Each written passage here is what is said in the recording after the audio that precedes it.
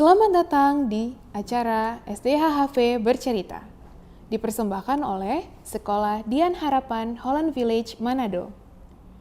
Hari ini, saya, Yohana Novalia Silaban, akan membacakan buku dengan judul Swiss Family Robinson yang ditulis oleh Johann David Wyss, bab 9. Angin akhirnya mereda. Matahari memancarkan sinarnya yang cemerlang melalui awan yang terbelah dan hujan sudah berhenti turun. Musim semi telah tiba. Kegembiraan kami saat ini pasti melebihi tahanan manapun yang dibebaskan. Kami melangkah keluar rumah musim dingin. Menyegarkan mata dengan warna hijau yang menyenangkan. Mendengarkan lagu-lagu riang dari ribuan burung yang bahagia, dan menghirup udara murni musim semi yang sejuk. Perkebunan kami telah berkembang dengan penuh semangat. Bibit yang telah kami tebarkan menjulang melalui tanah yang lembab. Seluruh alam begitu menyegarkan. Sarang kamilah yang menjadi perhatian pertama, terisi oleh dedaunan serta rusak dan terkoyak oleh angin. Sarang ini tampak benar-benar reot. Kami bekerja keras, dan setelah beberapa hari, ia sudah kembali layak untuk ditempati. Istriku memohon agar saat ini aku mulai membantunya dengan linen. Secepatnya aku membuat oven pengering, kemudian menyiapkan untuk digunakan istriku. Aku juga, setelah mengalami beberapa kesulitan, membuat sebuah gulungan dan alat memintal. Istriku dan Franz segera bekerja keras. Bocah kecil itu menggulung benang yang dipintal ibunya.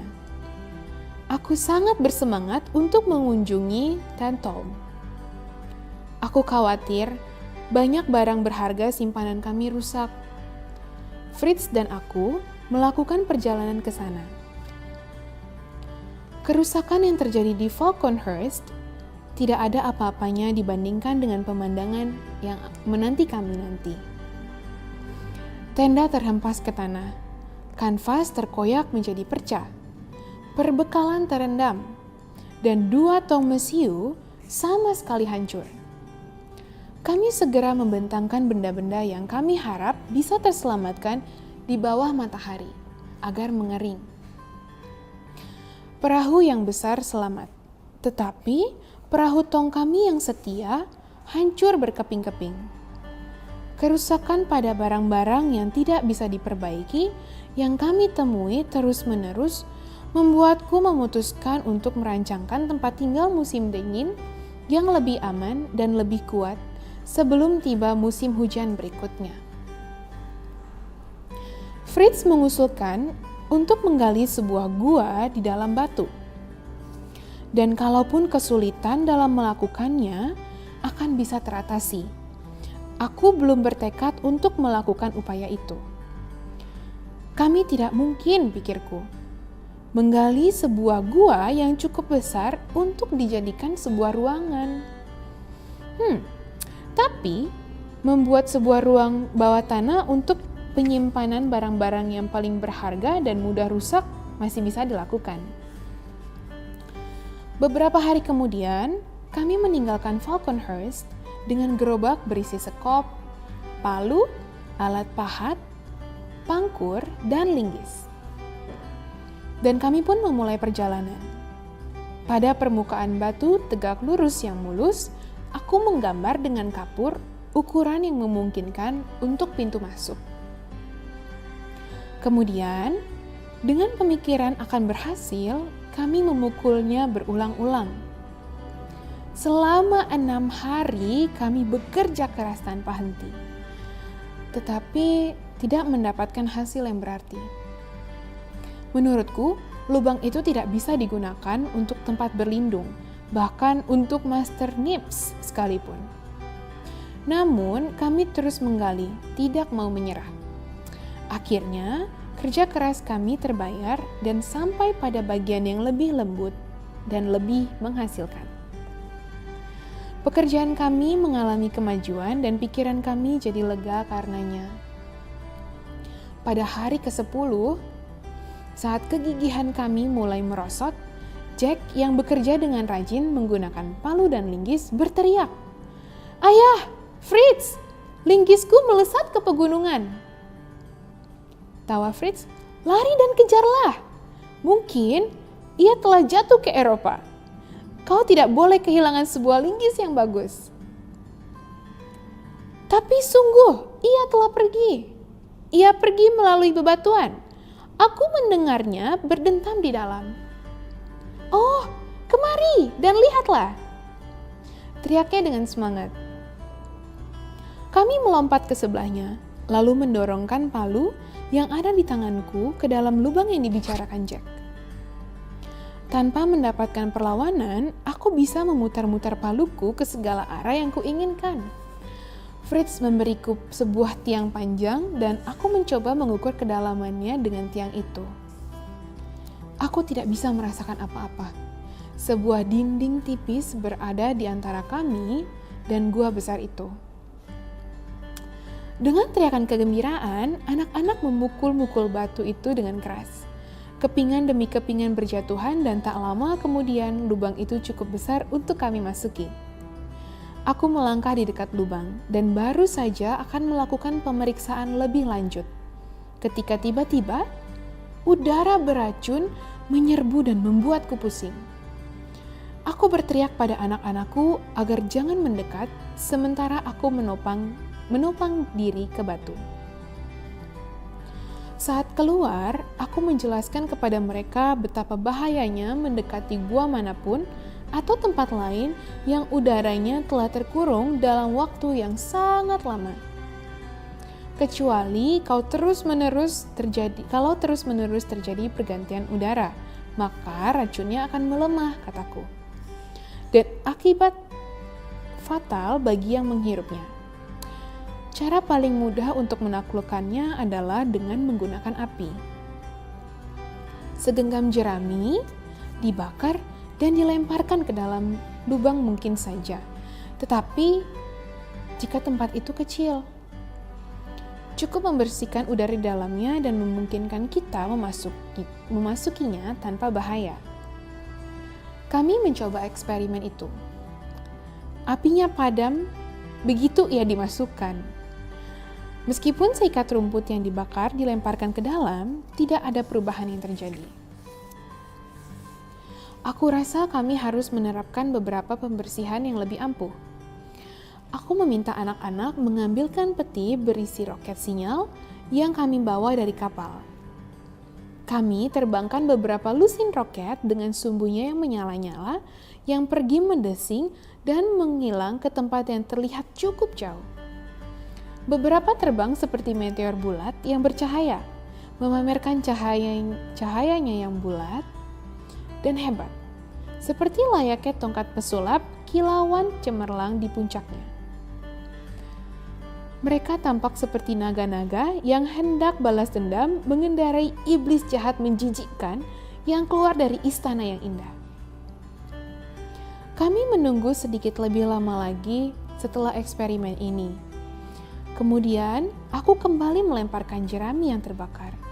Jerami itu tetap terbakar dengan nyata. Udaranya sudah bersih. Fritz dan aku memperbesar pintu masuk sementara Jack melompat ke atas kerbau pergi dengan bergemuruh ke Falconhurst untuk menyampaikan berita besar dan menakjubkan ini kepada ibunya. Pasti cerita Jack yang pandai bicara itu menimbulkan efek yang besar pada orang-orang yang ada di dalam rumah. Suara berderap di jembatan segera terdengar di belakang langkah berat kaki si kerbau. Keluarga kami yang lain mengikuti Jack menggunakan gerobak. Kami semua begitu bergembira. Jack telah memasukkan lilin-lilin yang bisa dikumpulkannya ke dalam gerobak. Lalu, dengan penerangan lilin, kami menyingsingkan lengan baju dan masuk ke dalam. Aku yang memimpin mengetuk tanah setiap aku melangkah maju dengan sebuah tiang panjang hingga kami tidak akan terjatuh ke dalam lubang besar ataupun jurang. Dengan tenang, kami berjalan berbaris. Istriku, anak-anak, dan bahkan anjing-anjing tampak kagum dengan kemegahan dan keindahan pemandangan ini. Kami berada di dalam gua berlian, sebuah gua besar yang berkilau kristal. Lilin-lilin memantulkan cahaya emas pada dinding, seterang bintang dari surga. Pilar-pilar kristal besar berdiri di lantai seperti pepohonan kokoh, menyatu dengan cabang-cabang mereka yang ada di atas kami dan terkulai ke dalam ratusan stalaktit yang bergemerlap dan berkilauan dalam sebuah warna pelangi. Lantai istana yang megah ini sangat keras. Pasir yang menggering sangat kering sehingga aku segera melihat kalau mungkin saja akan aman untuk memindahkan tempat tinggal kami ke dalam sini, tanpa adanya sedikit pun rasa takut dari bahaya lembab. Dari tampilan kristal-kristal cemerlang yang mengelilingi kami, aku menduga mereka alami. Aku mencicipinya sedikit. Ini adalah garam batu. Tidak diragukan lagi, di sini terdapat persediaan tak terhingga dari garam terbaik dan termurni. Namun ada satu hal yang mengurangi seluruh rasa puas senangku. Kristal-kristal besar yang terlepas dari atapnya jatuh ke tanah dan tergeletak berserakan di mana-mana. Hal ini terjadi terus-menerus akan membuat kami selalu dalam bahaya. Aku memeriksa beberapa kristal yang berserakan dan menemukan kalau kristal-kristal itu baru saja rontok. Oleh karena itu, aku menyimpulkan bahwa guncangan keras udara yang disebabkan oleh roket-roket tadi telah menyebabkannya jatuh. Bagaimanapun, itu membuatku lega. Tidak ada lagi potongan yang goyah di atas kami. Kami menembakkan senapan dari pintu masuk dan melihat efeknya. Tidak ada lagi kepingan yang jatuh. Tempat tinggal kami yang indah telah aman. Kami kembali ke Falconhurst dengan pikiran penuh ketakjuban atas penemuan baru kami dan rencana untuk memanfaatkannya sebaik mungkin. Saat ini tidak ada hal lain yang dibicarakan kecuali tentang rumah baru. Bagaimana seharusnya ia ditata dan bagaimana seharusnya ia dibangun. Keamanan dan kenyamanan Falconhurst yang awalnya terlihat sangat hebat, sekarang menyusut jauh dalam opini kami menjadi tidak ada apa-apanya. Akhirnya, kami putuskan dengan riang kalau rumah pohon ini akan kami tinggali saat musim panas. Sementara, gua yang akan kami jadikan rumah di musim dingin dan benteng yang tak dapat ditembus.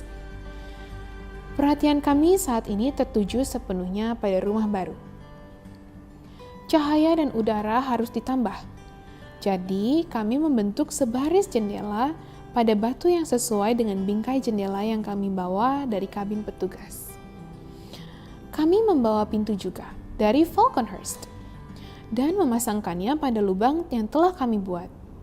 Bagian yang terbuka pada batang pohon kusamarkan dengan kulit pohon untuk mengurangi kecenderungan menarik perhatian hewan-hewan buas atau kaum pedalaman yang mungkin mendekat selama kami pergi. Gua itu sendiri kami bagi menjadi 4 bagian. Di bagian depan, sebuah ruangan besar tempat pintu yang terbuka yang terbagi ke dalam flat-flat untuk kami duduk-duduk, makan, dan tidur.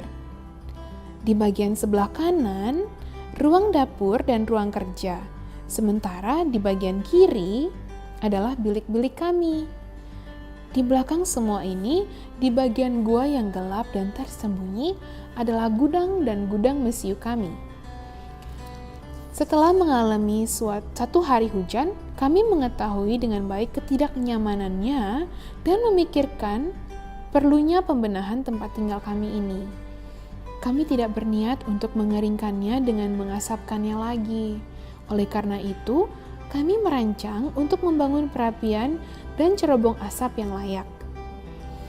Bilik kami juga dirancang jadi lebih baik dan banyak ruang tersisa untuk ruang kerja, sehingga pekerjaan kami tidak akan terhambat, bahkan pekerjaan yang paling besar sekalipun. Tempat tinggal yang kerap kami kunjungi Deta Tom memberi kami beberapa keuntungan penting yang tidak terduga. Sejumlah penyu besar sering datang ke pantai untuk menyimpan telur-telur mereka di dalam pasir. Dan daging mereka yang lezat memberi kami hidangan yang mewah. Ketika lebih dari satu hewan ini muncul bersamaan, kami menghentikan mereka yang akan kembali ke laut, lalu membalikkan punggungnya, mengikat mereka pada sebuah pancang, dan membawa mereka ke dekat tepi air. Dengan tali yang melewati sebuah lubang pada cangkang mereka, sehingga kami bisa mendapatkan penyu segar terus-menerus dalam jangkauan kami. Karena binatang itu tidak apa-apa, disimpan dengan aman dan tampak dalam kondisi yang baik.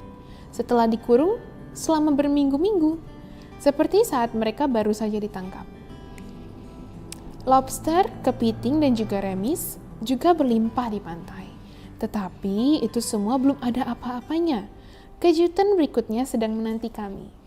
Suatu pagi ketika menuju Tentom, kami tertarik pada sebuah fenomena yang paling aneh. Air laut tampak gelisah oleh beberapa gerakan yang tak terlihat.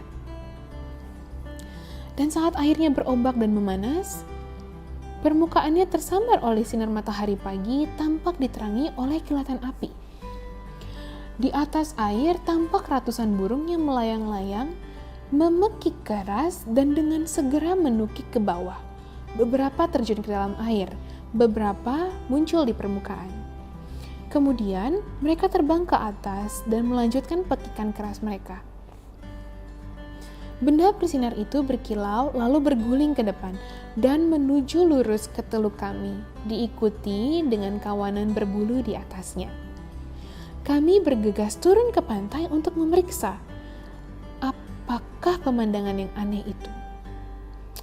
Aku yakin saat kami mendekat kalau itu adalah kawanan dan timbunan ikan haring. Tidak lama setelah mengutarakan dugaanku, aku berondong pertanyaan mengenai tumpukan ikan haring itu. Apakah mereka itu? Apa yang menyebabkannya begitu? Kelompok ikan haring, kataku. Merupakan kumpulan besar dari sejumlah ikan haring yang berenang bersama-sama. Tidak bisa aku jelaskan kepada kalian seberapa besar tumpukan hidup itu membentang luas di laut dalam. Mereka diikuti oleh sejumlah besar ikan yang kelaparan, yang melahap sejumlah ikan haring itu. Sementara burung-burung yang berterbangan di atasnya, seperti yang kau lihat, telah siap untuk menerkam ikan yang terdampar paling atas. Untuk menyelamatkan diri dari musuh-musuh ini, kawanan itu menuju ke pantai terdekat dan mencari tempat aman di tempat dangkal itu karena ikan-ikan besar tidak bisa mengikuti mereka. Namun, di sana mereka bertemu dengan musuh besar ketiganya. Mereka mungkin lolos dari ikan besar dan menghindari kewaspadaan dari tatapan tajam burung-burung, tetapi tidak dari kecerdikan manusia. Dalam 1 tahun, jutaan ikan itu tertangkap. Dan hanya sedikit telur yang cukup untuk berkembang biak. Penangkapan ikan segera kami lakukan. Jack dan Fritz berdiri di air dengan keranjang-keranjang dan membungkus ikan itu dengan seember air. Lalu, melemparkannya kepada kami di atas pantai. Secepat mungkin kami membersihkan mereka dan menempatkannya di dalam tong berisi garam. Lapisan pertama berupa garam, kemudian lapisan atasnya ikan haring, dan seterusnya, sampai kami sudah siap dengan banyak tong berisi ikan yang diawetkan. Saat barelnya terisi penuh, kami menutupnya dengan hati-hati, menggulingkannya ke kubah dingin di bagian belakang gua. Keberuntungan kami bagaimanapun tidak berhenti di sini. Setelah sehari penangkapan ikan haring itu selesai, dan setelah kawanan itu meninggalkan teluk kami, sejumlah besar anjing laut muncul. Mereka tertarik pada ikan haring yang telah kami buang ke laut. Meskipun aku khawatir mereka tidak cocok untuk meja makan kami, tapi kami menangkapnya 1 atau 2 ekor demi kulit dan lemaknya. Kami kuliti dengan hati-hati untuk dijadikan baju zirah dan pakaian. dan lemaknya kami rebus untuk dijadikan minyak yang kami sisihkan ke dalam tong untuk penyamakan, pembuatan sabun, dan bahan bakar untuk lampu-lampu. Pekerjaan ini selama beberapa saat mengganggu pekerjaan di Rock House. Tetapi secepat mungkin kami kembali lagi ke pekerjaan kami dengan semangat baru. Aku melihat kalau kristal garam itu berasal dari spesies batu kapur yang aku tahu mungkin bisa sangat berguna untuk pembuatan plester. Untuk melakukan percobaan, aku mematahkan sedikit kepingan. Lalu setelah melelehkannya dalam panas yang tinggi, membuatnya menjadi bubuk. Plester dibentuk dengan air terasa lembut dan berwarna putih. Saat belum memutuskan tempat-tempat tertentu yang mungkin akan kuplester, aku memplester beberapa tong ikan haring sampai benar-benar yakin tidak ada udara yang masuk. Tong-tong yang tersisa aku tinggalkan apa adanya, karena bermaksud untuk mengawetkan isinya dengan pengasapan. Untuk melakukan pengasapan, aku dan anak-anak membangun sebuah pondok kecil dari bulu-bulu dan cabang. Kemudian, kami gantungkan ikan haring dalam beberapa baris melintasi asap. Kami nyalakan api besar menggunakan belukar dan lumut yang menggembuskan asap pekat dengan gumpalan meliuk-liuk di sekitar ikan. Dalam beberapa hari, ikan tersebut sudah benar-benar kering dan awet dengan sempurna. Sekitar sebulan setelah kemunculan ikan haring, kami diberi anugerah lain, berupa kunjungan dari kawanan jenis ikan lainnya. Jack yang pertama melihatnya dari kejauhan, lalu memanggil kami karena banyak paus muda menuju pantai. Kami berlari menuruni pantai dan menemukan teluk dipenuhi dengan sturgeon besar, salmon, dan trout. Semuanya naik menuju Jack Riffle. Mereka mungkin naik dan menyimpan telur mereka di antara bebatuan. Jack merasa senang atas penemuannya ini. Ini adalah ikan yang lezat, serunya. Tidak ada satupun dari mereka yang tidak berharga untuk digoreng. Bagaimana cara mengawetkan ikan jenis itu, Ayah? Ditaruh di dalam jambangan, digarami, atau diasapi? Jangan terburu-buru, kataku. Pelan-pelan, beritahu cara menangkap mereka. Lalu ayah akan memberitahu cara mengolah mereka. Oh, aku akan menangkap mereka dengan cukup cepat, jawabnya. Lalu melesat menuju Rock House. Sementara aku masih memutar otak mencari cara bagaimana seharusnya aku mulai bekerja. Dia kembali dengan peralatan memancing di tangan, sebuah busur dengan anak panah dan segumpal benang. Dia telah memasangkan paku berduri di kepala panah dan menaruh anak panah pada ujung senar. Dengan membawa persenjataannya, ia melaju ke tepi sungai. Anak panah melesat dari busur, dan yang mengejutkanku menancap pada salah satu ikan terbesar di samping tubuhnya. "Tolong, ayah, tolong!" jeritnya. Saat si ikan besar melesat kabur, membawa anak panah dan semuanya bersamanya. "Tolong, kalau tidak, ia akan menarikku ke dalam air." Aku berlari untuk menolongnya. Bersama-sama kami bergelut dengan raksasa bersirip itu. Ia menarik dengan sangat dahsyat dan memukul-mukul air di sekitarku.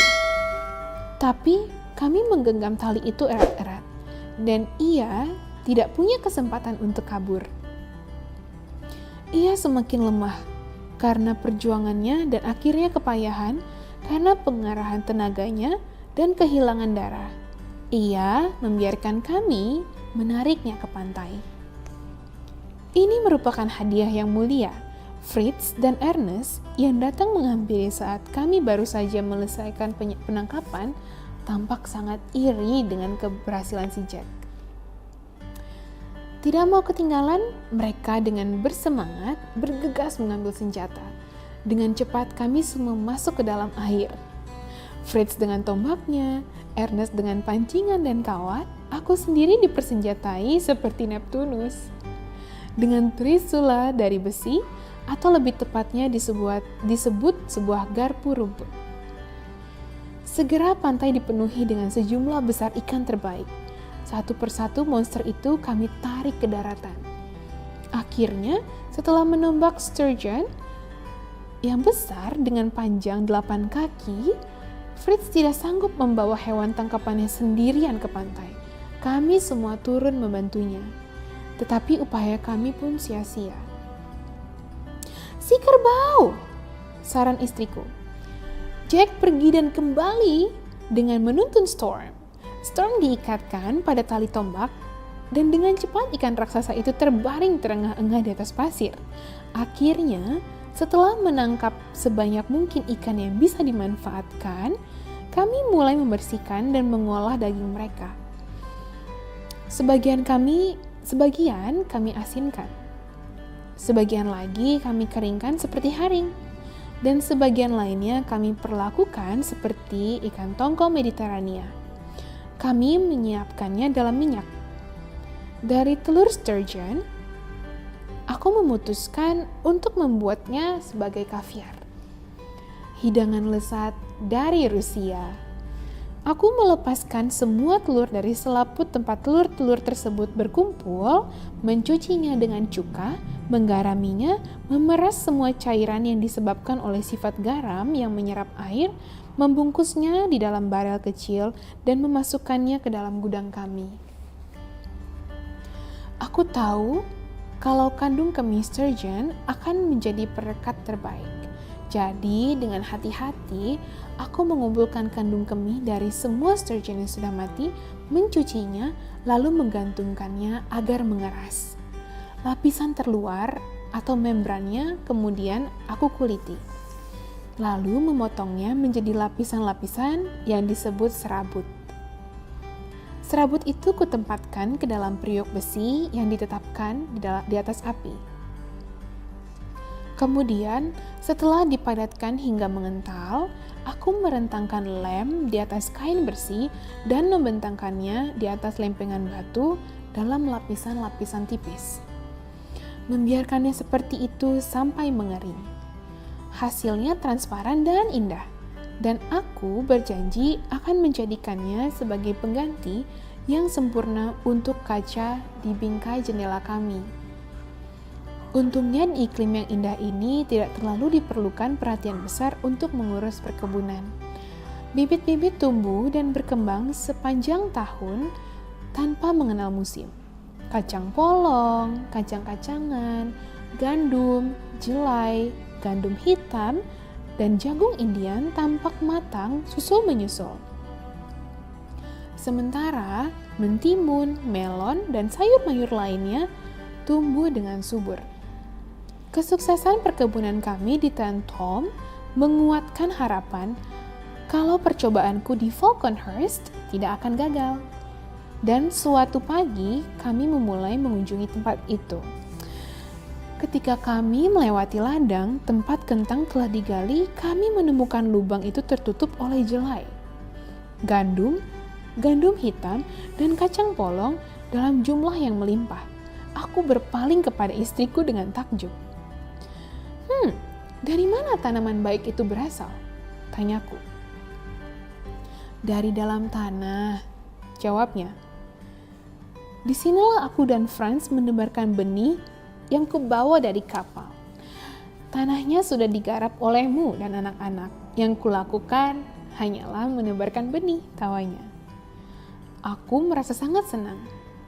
Akan mudah untuk dikerjakan, pikirku, untuk keberhasilan tanaman jagungku. Kami bergegas ke ladang. Tanaman telah benar-benar tumbuh dengan sangat baik. Sekawanan besar pencuri berbulu tampak terbang saat kami mendekat. Di antara mereka, Fritz melihat dari jauh ada beberapa belibis dengan leher berbulu. Dan seperti dugaanku, Fritz secepatnya melepaskan tudung elangnya. Lalu memulai melakukan pengejaran. Kemudian melompat menaiki onegernya. Mengikuti seelang dengan kecepatan penuh. Si elang memburu belibis terbaik. Lalu terbang tinggi ke atasnya, menukik, dan menghantam mangsanya ke tanah. Fritz mendekat lalu melompat-lompat melalui semak-semak untuk menyelamatkan burung itu dari kematian. Dia menundungi mata si elang dan kembali dengan penuh kemenangan. Jack tinggal dengan diam. Dia menyelipkan peliharaannya. Fangs, dan mulai mendekatkan Fangs di antara beberapa burung puyuh yang masih tersisa di atas ladang. Dan aku terkejut karena si anjing hutan menangkap beberapa lusin burung, membawanya dengan setia ke kaki majikannya. Kami kemudian memutar langkah menuju Falconhurst. Di sana, kami disegarkan oleh minuman paling lezat yang telah disiapkan istriku untuk kami, berupa batang jagung muda Indian yang dihancurkan, disaring, dan dicampur dengan air sari tebu. Kemudian kami bersiap-siap untuk kerja keras keesokan harinya. Aku berharap bisa mendirikan semacam pertanian semi beradab pada jarak yang tidak jauh dari Falconhurst. Tempat kami mungkin bisa menempatkan beberapa hewan yang jumlahnya sudah terlalu banyak dengan pasokan makanan yang terbatas. Di dalam gerobak besar yang diikatkan pada kerbau, sapi, dan keledai, kami menempatkan selusin unggas, 4 anak babi, sepasang domba, banyak kambing, sepasang ayam betina, dan 1 belibis jantan. Fritz memimpin di atas onagernya. Dan dengan jalur baru, kami mengusahakan perjalanan melalui hutan-hutan dan rerumputan tinggi menuju Cape Disappointment. Perjalanan yang sulit akhirnya usai. Kami pun keluar dari hutan menuju daratan yang luas, yang tertutup semak-semak kecil yang aneh. Cabang-cabang dan tanah-tanah di semak-semak kecil itu tertutup gumpalan-gumpalan putih. "Salju, salju!" seru Franz. "Oh ibu, turunlah dari gerobak dan ayo main lempar salju.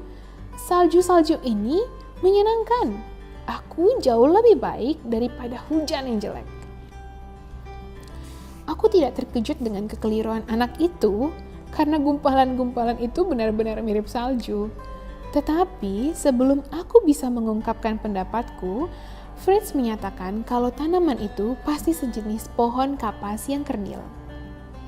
Kami mendekati pohon itu dan menemukan kalau Fritz benar.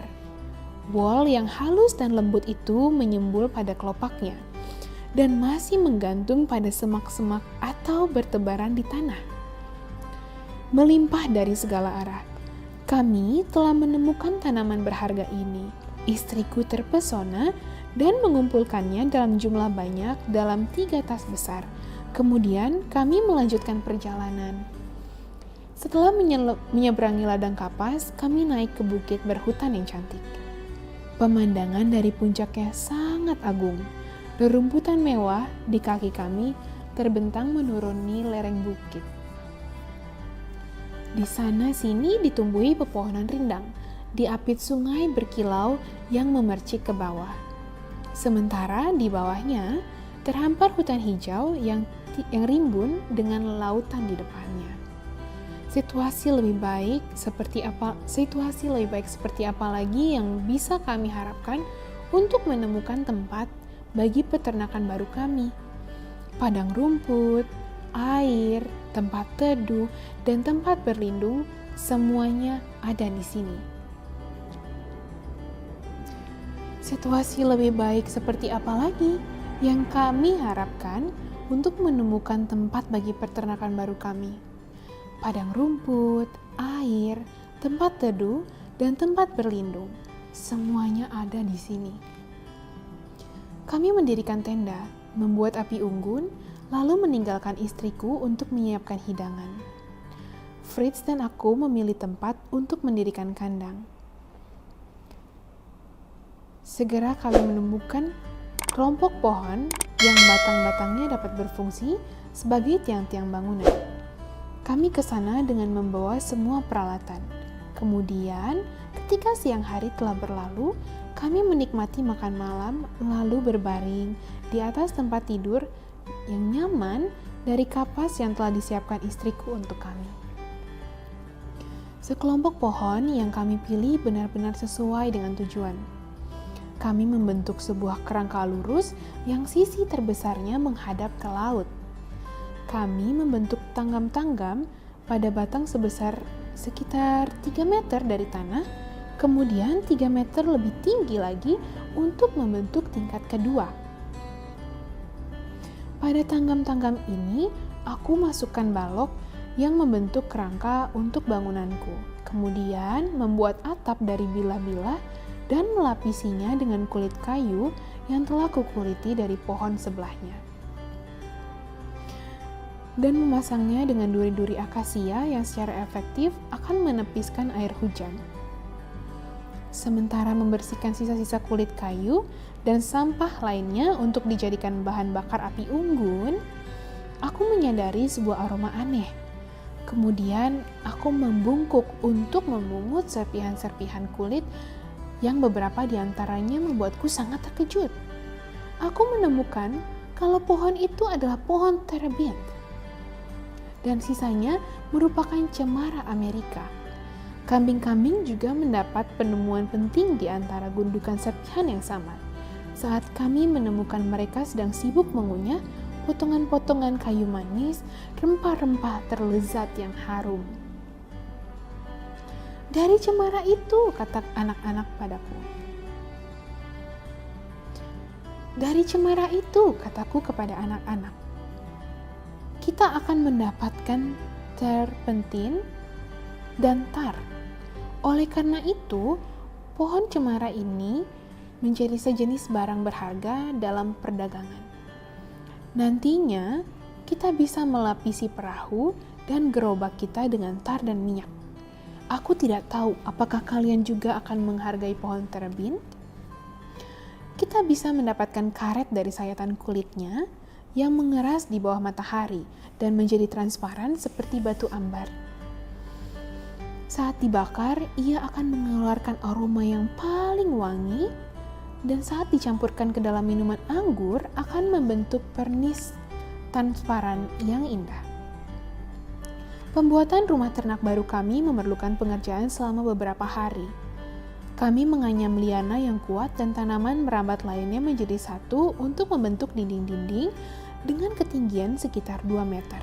Sisanya akan dibangun tembok dengan kisi-kisi dari bilah yang kami bentuk dengan senang hati untuk sirkulasi udara dan cahayanya.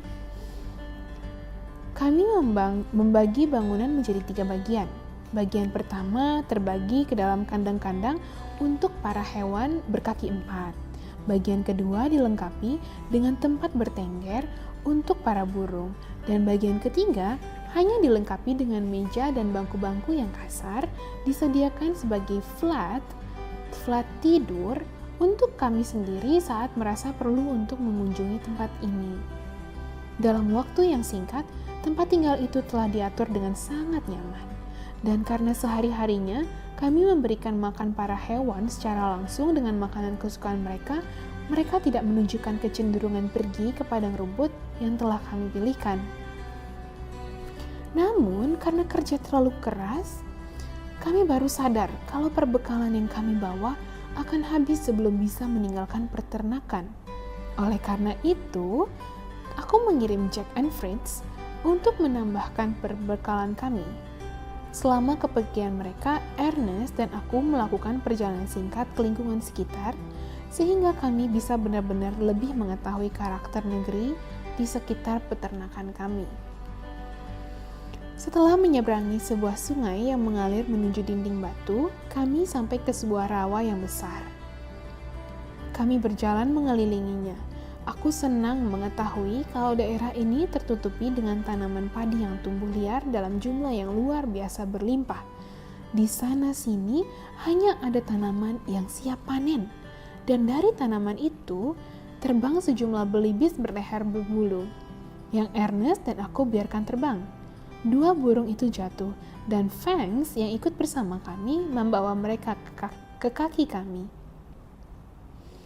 Saat melaju lagi, Knips melompat dari punggung tunggangnya, Juno, dan mulai menjamu dirinya dengan beberapa buah yang tidak jauh dari kami. Kami mengikuti hewan kecil itu dan menemukan tengah melahap stroberi yang lezat. Setelah ikut menikmati buah itu, kami mengisi keranjang yang selalu dibawa Nips dan mengamankan buah itu di tangan Nips yang suka mencuri-curi dengan menutupkan daun-daun sampai ke bawah keranjang. Kemudian, aku mengambil contoh bibit padi itu untuk menunjukkannya kepada istriku. Lalu kami melanjutkan perjalanan.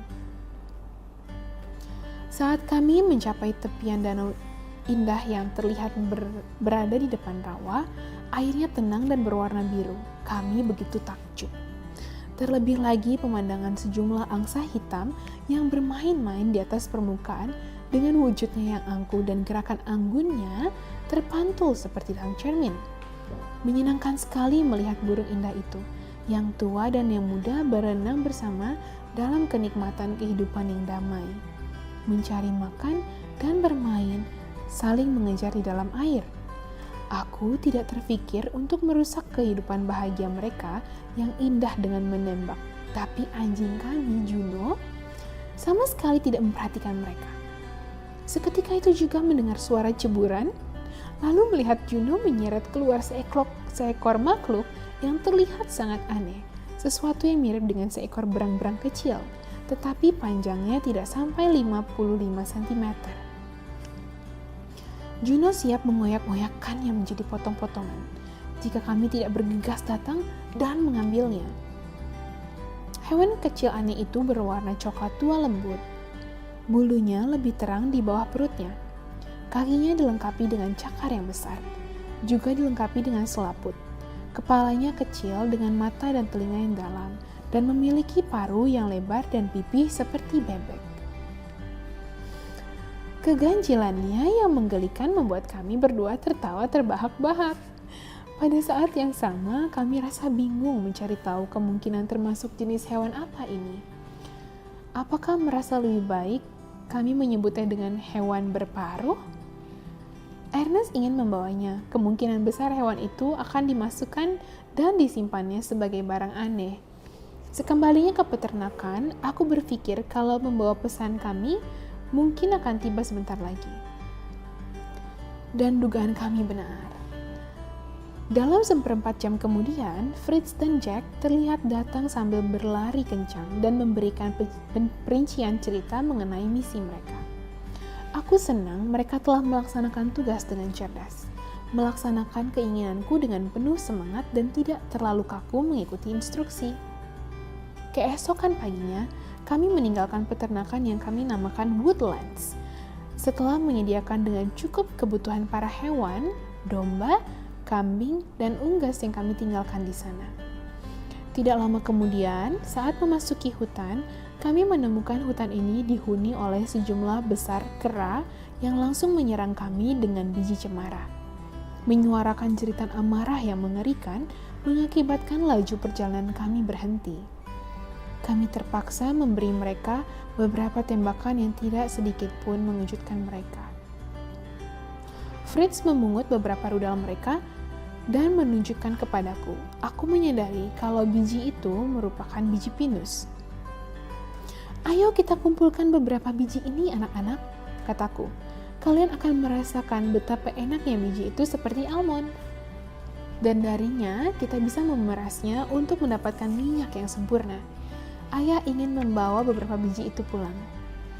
Bukit itu yang tampak menjanjikan pemandangan indah dari puncaknya, yang menarik perhatianku berikutnya.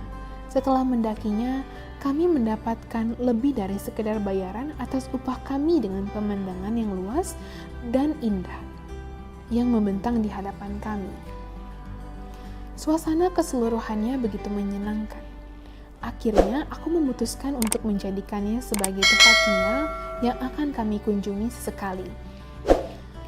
Dan setelah beristirahat sebentar, kami membicarakan rencana pembangunan sebuah pondok seperti yang akhir-akhir ini kami selesaikan di Woodlands. Pengalaman telah membuat kami bekerja lebih cepat. Dalam beberapa hari, tempat tinggal yang sederhana itu telah selesai. Lalu menemaninya berdasarkan pilihan Ernest dengan nama yang agung yaitu Prospect Hills. Tujuan utamaku dalam melakukan ekspedisi ini adalah untuk menemukan pohon yang kulitnya kuharap bisa kugunakan untuk membuat sebuah kapal ringan yang berguna untuk kano. Sampai saat ini, aku belum menemukan pohon yang sesuai, namun aku tidak mau menyerah.